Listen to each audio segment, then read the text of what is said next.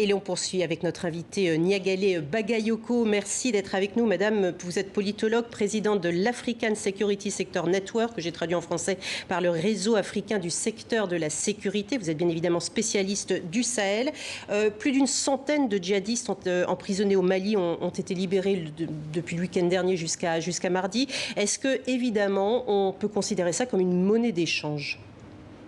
Oui, bien sûr, et il faut également s'interroger non seulement sur les conditions de leur libération, sur les conditions de leur interpellation également, savoir qui ils étaient exactement. Il semble que parmi les personnes libérées figurent des spécialistes, des artificiers, des personnes qui ont participé à des attentats à Bamako ou à Ouagadougou. Donc ce sont manifestement des figures importantes des combattants qui pourront peser à l'avenir sur les équilibres sur le terrain. Ce sont bien ces djihadistes, selon vous, qui ont été la monnaie d'échange des libérations d'aujourd'hui ? Oui, je pense qu'il n'y a pas beaucoup de doute là-dessus, mais il semble qu'il y ait une autre monnaie d'échange, à savoir une rançon qui aurait été également payée de la part des pays dont sont ressortissantes les différentes personnes libérées. Alors Soumaïla Cissé est une personnalité au premier plan au Mali. Ça a permis sans doute aux djihadistes de négocier pour pouvoir récupérer donc le maximum des leurs.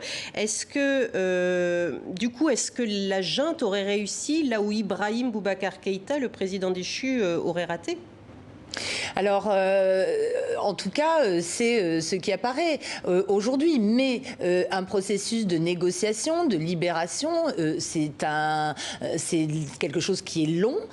Et donc, je pense qu'il faut inscrire dans la continuité les pourparlers qui ont été menés. D'ailleurs, les personnalités maliennes impliquées dans ces discussions, dans ces négociations, semblent avoir été les mêmes tout au long du processus. Mais il faut reconnaître que les choses semblent avoir été très vite, comme l'a indiqué Soumaïla Cissé lui-même, depuis l'élection, depuis les 18 août et particulièrement depuis la prise de fonction du président Bandao et du Premier ministre Mokhtar Ouane. Ce matin, le porte-parole du gouvernement français a salué d'ailleurs l'efficacité des autorités maliennes dans cette opération de libération. Il n'y a eu aucune pression, a dit Gabriel Attal. Est-ce que, selon vous, la France aurait profité des négociations autour de la libération de Soumaïla Cissé pour organiser celle de Sophie Petronin ? C'est tout à fait possible. En effet, maintenant, la question qui se pose par rapport à la position de la France, à mon avis, est beaucoup plus large, puisque parmi les personnes libérées, il y a un certain nombre qui ont été interpellées, appréhendées dans le cadre notamment de l'opération Barkhane. Donc la question de la continuité, de la cohérence de la politique de la France ne manquera pas de se poser dans les prochains jours, et notamment à la faveur des évolutions des équilibres intermaliens. Je pense qu'il est extrêmement important de lire cette négociation à l'aune des nouveaux rapports et relations de pouvoir qui se sont mis en place au Mali. Mais ça veut dire que la France se trouverait peut-être dans une situation de redevabilité, c'est-à-dire qu'elle serait peut-être obligée de se retrouver à devoir remercier aujourd'hui la junte qui a libéré les djihadistes qu'elle a elle-même concouru à arrêter ?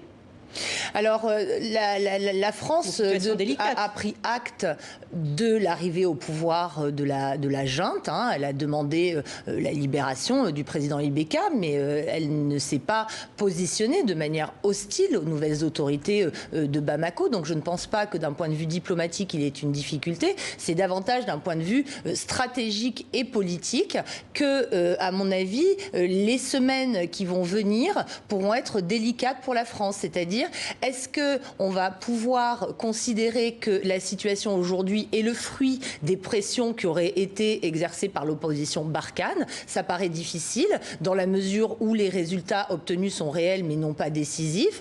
Et encore une fois, la façon dont les personnes libérées vont se réinsérer ou réintégrer les groupes armés dont elles sont originaires à l'origine, initialement, va vraiment être un point absolument clé à mon avis. Merci beaucoup Niagale Bagayoko pour votre analyse de la situation.